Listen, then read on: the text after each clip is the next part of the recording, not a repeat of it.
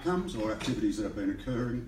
I'll mention some peer support and treatments work that we're doing, some forums that we'll be running in Metropolitan and Regional New South Wales, and then I'll go into some of the social inclusion and community events work that we're doing as well.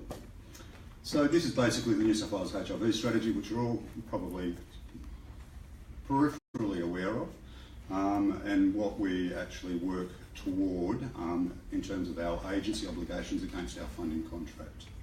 In terms of our advocacy and representation, we went through an agency restructure 12 months ago, 18 months ago, which meant that Lance Feeney, as our Senior Policy Officer, was made redundant, and all the advocacy and representation work went to my position as the CEO, and is also supported or shared among the rest of the team.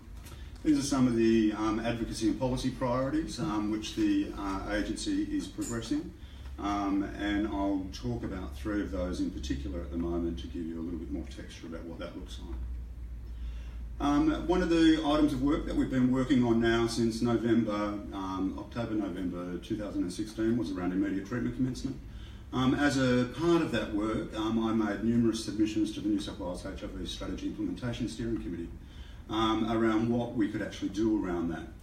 We were pretty much echoing, if not mirroring, what the World Health Organisation was saying, that at the point of diagnosis all people should commence antiretroviral therapy. And we did a number of focus groups, forums, consultation moments with our membership to actually confirm that people living with HIV in New South Wales were comfortable with that. We also ran a members survey to look at immediate treatment commencement and what that looked like in New South Wales and then also jurisdictionally throughout the country. And that survey report is currently being written up. At the same time, we partnered with ACON to work up an evidence brief around what immediate treatment commencement could look like internationally and with different service models.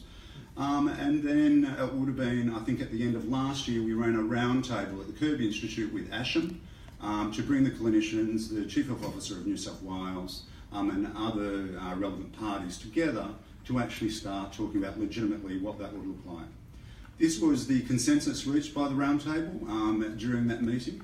And I would like to acknowledge and thank the work of Bill Whittaker as the chair of the New South Wales HIV Strategy Implementation Committee and his endorsement and support of us as an organisation to progress this advocacy item, even though there was significant pushback from the service providers and the S100 prescribers and the Chief Health Officer. What the outcome of the roundtable was specifically is that if a person at the point of diagnosis asks for antiretroviral therapies, the doctors will prescribe it. The goal within New South Wales, even though the New South Wales HIV strategy at this point in time, the aim is 6 weeks. 6 weeks from the point of diagnosis to commence antiretroviral therapy. We have now gotten it down to a 2 to 4 week window period. If the patient needs more time to consider the treatment options, if the clinician needs to run more tests in terms of pathology turnaround, or if there is another clinical reason why the person should not commence treatments on that day. So that's been the outcome, the middle ground, so to speak, from a Buddhist perspective, that we've achieved in the negotiations with the clinicians. So this piece of work isn't finished. This is going to be an ongoing piece of work, so we'll be now monitoring this over the next 2 years because we've now changed the measures within the New South Wales HIV Strategy data report so that we can see how we're now performing against the changed targets within the New South Wales HIV Strategy. So that was quite a successful piece of work. Thank you very much to Bill Whittaker, thank you very much to World Health Organisation, thank you very much to all the people living with HIV within New South Wales, in particular my team and my board. HPV-related anal cancer. Now, this has been a large piece of work that we've been working on for a significant piece of time now. We've got a series of fact sheets and resources that have been produced by the agency, which echo the bottom line work that was done by NAPWHA and AFAO. We ran an anal cancer survey, which was yet again a national survey, which we had over 1,600 respondents to, but in that we only had 4 female respondents. 1,600 respondents to an anal cancer survey, 4 female respondents. So the clinicians, Mary Poynton and Susan Carroll, Susan Carroll's works in the Chris O'Brien Cancer Institute over at RPA. They requested that we rerun the survey We've now done a design and a survey job. We're partnering with Femme Fatales to actually do the survey. It's now live and it's being run by women. So even though it's being hosted by Positive Life New South Wales, this is a female activity, all right? So we're pretty chuffed about that. The other thing about HPV-related anal cancers is that we've recently run a roundtable in New South Wales, and we're now going to start developing a protocol for service providers and for the community around self-dare. So we're going to start teaching people how to do it themselves because of the level of pushback that we're still getting from clinicians about DARE and high-resolution anoscopy services. The other issue is ACON and Positive Life New South Wales did a submission to St Vincent's and Royal Prince Albert Hospital, and we've managed to get high-resolution anoscopy services up and running at both facilities. Digital health. We've got, this is a really big piece of work that's coming onto the agenda at this point in time. We're running a community forum, a community engagement forum, which is being run by our board on the 21st of April to actually bring people living with HIV together to start thinking through digital health and what e-health looks like, both at a national level and also at a New South Wales level, and what that means around our care, if people should opt in or opt out of My Health Record. We as an agency are going to be encouraging people to opt out in most circumstances. We will also articulate why people should stay in My Health Record as well. So it's not going to be an absolute, everybody should opt out of My Health Record. There's going to be some middle ground around that as well. We'll do quite an extensive communications activity and campaign to actually explain why we're taking this position as an agency. We've already communicated that to our funder and to Health Consumers New South Wales as our health consumer peak in this jurisdiction to make sure that they're on board and there's not going to be any problems for us as an agency taking quite an oppositional position to the Commonwealth. We've also communicated that to the Australian Digital Health Agency at a recent listening forum, so that's also occurred. I'm involved, I'm Health Consumers New South Wales representative for the Health Records and Information Privacy Act.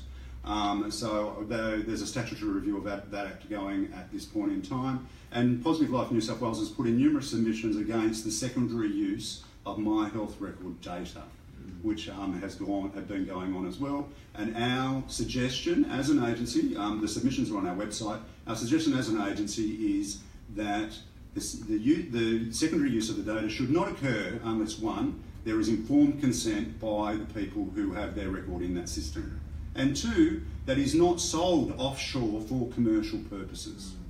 So that's basically our position as an agency. This is the In the Know forum that we're running. So what this is going to be bringing together is Kathy Petruminous around the Apples research.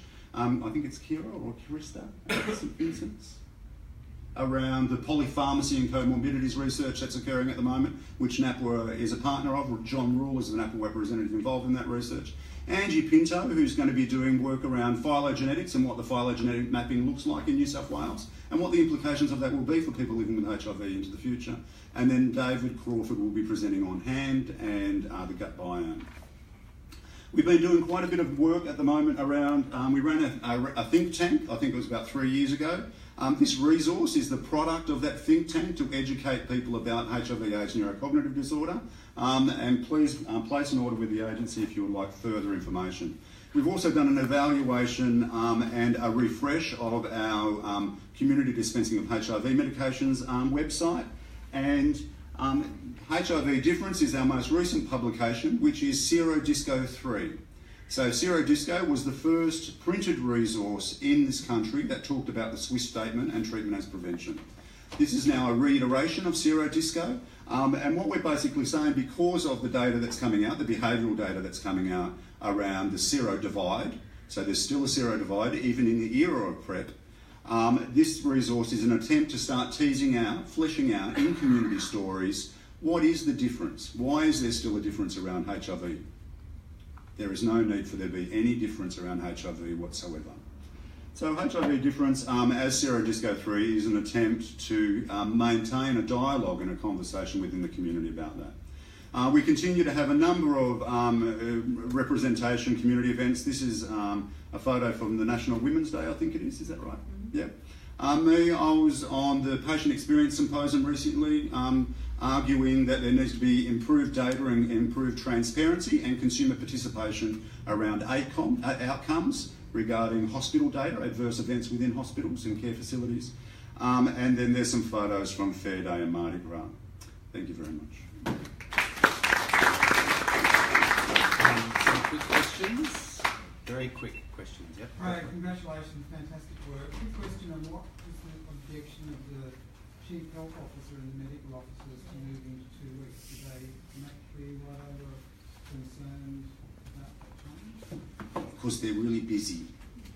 They're already doing a very good job, and I completely agree with them that we love our doctors. We actually, I love my doctor, or I love my doctor, anyway, he's dead now. Sorry. So the objection is that that they think that they're already doing a really good job, and they felt criticised that we were expecting more of them.